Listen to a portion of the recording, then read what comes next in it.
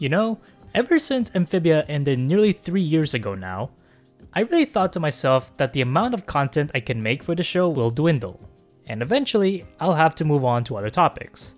For the most part, that did turn out to be true, even though the process turned out much slower than I expected. But despite my push for myself to cover more broad topics and growing an audience from it, most of you who are active in our community still want me to ramble about this funny frog show. On one hand, that does feel counterintuitive because the message of the show was to accept change and be able to move on, but on the other hand, I love seeing the Amphibia fandom still alive and well after all these years. With a new Amphibia art book and now the announcement of a new Amphibia graphic novel, the fandom has reached a new level of hype that I never thought I'd see again. Now, I've already made a brief reaction video on the announcement of the new book, but at the time, there was not much we could speculate on what the story will contain, at least until the weekend after I posted that video. At the Gallery Nucleus, Matt Brawley held yet another book signing event where he gave us a teaser trailer for the new book. A very unexpected teaser, I will say. Normally, I wouldn't think much about teasers. Oftentimes, teasers for shows and movies can lead to misleading speculation, and my track record for theories has largely been mixed. While I'd still take most of what we've seen with a grain of salt, I can't help but want to do a breakdown of what I've seen and do a bit of theorizing for it.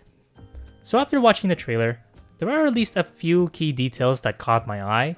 The very first thing that caught my attention was the ship, which definitely looked like a sea snail, which is very fitting actually. In Amphibia, snails are used as the primary form of transportation, so having a boat that looks like a snail seems logical. But then again, we have seen boats in this show before and they look nothing like snails. So why make the ship that I presume Sprig and Ivy will use look like this?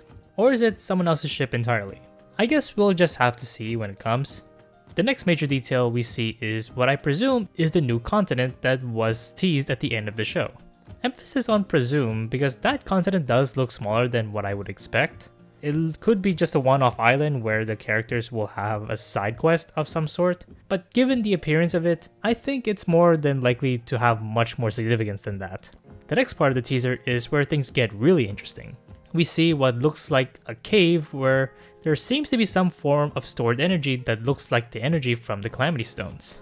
Surrounding that appears to be a carved drawing of a Diplacyrus, similar looking to the armor that Endris used in All In. Also, some Eagle Eye fans have pointed out there seems to be some wires on the side, similar to what the core used. The most interesting part of this teaser was definitely these three figures, who appeared to be altered versions of the Calamity Trio. Obviously, they appear to have different proportions to the real trio, but that could just be due to a difference in art style. The more interesting thing about them is their outfits, their powers, and their facial expressions. First off, the outfits of this trio look very different from the Calamity Trio we know and love from the series, but they look oddly familiar. They appear to be wearing the same outfit that Marcy wore in the show when she was possessed to become Darcy. When it comes to their facial expressions, even though they do look like Anne, Sasha, and Marcy, they don't appear to act like the trio. It appears their personalities have been switched around, where Anne looks jaded and mean, Sasha looks nice and adorable, weirdly enough, then Marcy looks daring and mischievous. With all of this in mind, it really raises questions regarding who they are, and Matt Brawley did not help at all when it comes to all this speculation. Are these actually Anne, Sasha, and Marcy, or are they cloned imitations of the trio? If they are just clones, who or what created them? Or are they just a completely different trio entirely? These clones are gonna drive me insane by the time the book comes out, that's for sure. The last major detail we see in the trailer is the Diplacyrus mech suit that Endris used, and what appears to be an actual Diplacyrus person. After that, the trailer ends with a lightning strike, revealing the graphic novel title. Now, one thing that seems clear to me is that this novel appears to have a darker tone compared to the TV series. That could just be due to how the trailer's made, but considering that Disney seems to be a lot more lenient on their books compared to their shows, it's more than likely that Matt would take a more tonally dark direction for this sequel/spin-off series. And I'm very much looking forward to seeing how the story will go with the writers having more freedom. Overall, I cannot be any more hyped up to read this graphic novel when it comes out. Based on what we've seen, it's very clear that the story will dive into Amphibia's past and answer a lot of the questions that the show and Marcy's journal left behind. As far as any theories we may have though, they all hinge on the questions that this teaser brings up. Who are these Diplacerous beings? Why do we see the Calamity Stone's energy still present despite them being destroyed? Who are these Calamity Trio clones? Are they just imitations of the trio we know and love? Or are they a completely different trio unrelated to Anne, Sasha, and Marcy? If these are actually the trio we know, then are they making a return to Amphibia in this novel?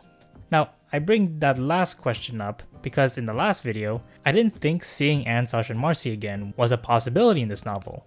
At most, I would expect maybe a flashback involving them, just to show how much their absence has affected the amphibians. But after seeing the teaser, there's no denying that the trio will still play an active role in this story, more than just being in the background. Although, I still expect Sprig and Ivy to be the main characters of this novel. The most straightforward way I can see this story play out is that Sprig, Ivy, and the other main amphibians will go on this voyage, do a couple of side quests here and there, and once they're at the new continent, they will rediscover all the lost history that their world had. They will likely learn how the ancient amphibians acquired the stones, learned about the core's creation, and learn about the origin of the prophecy that the Ohms had. With this in mind, there are two theories I've heard that I think are plausible for this story. For one, I do believe that the core, or at least remnants of it, are still alive, and they are backed up in a sense to this continent. As previously mentioned, some remnants of the older advanced technology that Amphibia had is present on this lost continent, and it was the same technology that was used to create the core. Also, Marcy has stated in the series finale that the core is afraid of being destroyed and being irrelevant. So I'd be surprised if we don't see it play at least some role in the novel. That could also explain the Calamity Trio clones in the teaser. They could just be projections of what the core thinks of the Calamity Trio, which would explain their altered yet familiar appearances. Another theory I've heard that is definitely more ambitious, but I do think is somewhat plausible, is that time travel or time dilation will be involved in this story.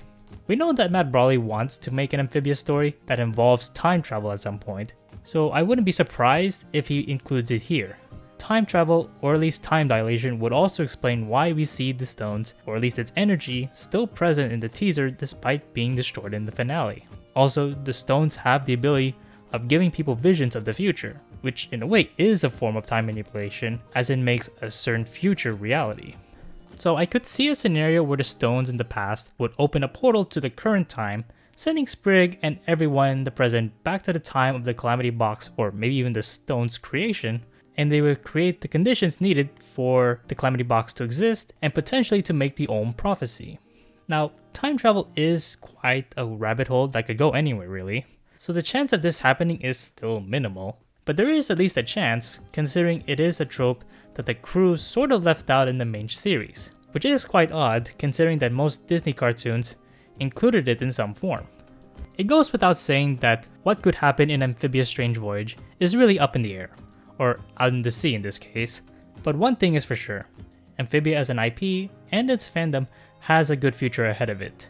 It's quite admirable for the creators of the show to continue the story and give the fandom something to keep itself together and entertained. After seeing how other shows and their fandoms fare when they're not given any new material, this is something we should not take for granted. Especially for something like Amphibia, which is a show that you would not think Disney would care much about.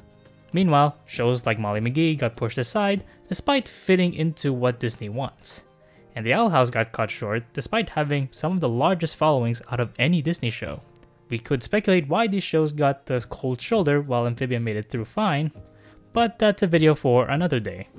For now though, if you guys have anything to say about Amphibia and the new novel that will come out, hopefully soon, write all your thoughts down in the comments below, and please give this video a like, and subscribe for more content like this. With all that said, thank you all for watching this video. I hope you all have a great day. See you in the next one.